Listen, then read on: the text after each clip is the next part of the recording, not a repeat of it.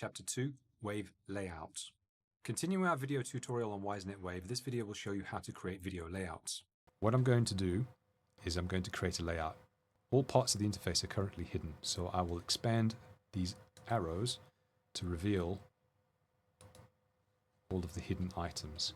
And I'm going to use this camera over here, which is a panoramic camera, which has multiple channels coming out of it. And I'm also going to use the bispectrum camera, the TNM, but I'm going to use the visible camera. And now I have a layout. Layouts are tabbed, and I can create new layouts by clicking on the new or the add tab.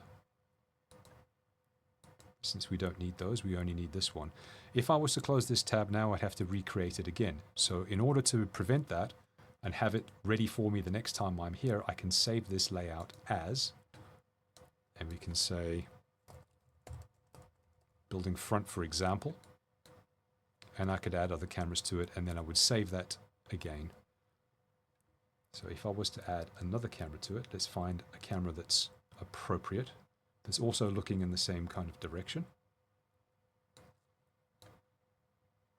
There's another camera, and I can now save layout. And the next time I open this layout, called building front, here are my layouts, looking for building front, it will return that same layout to me again. I hope that you found this video useful.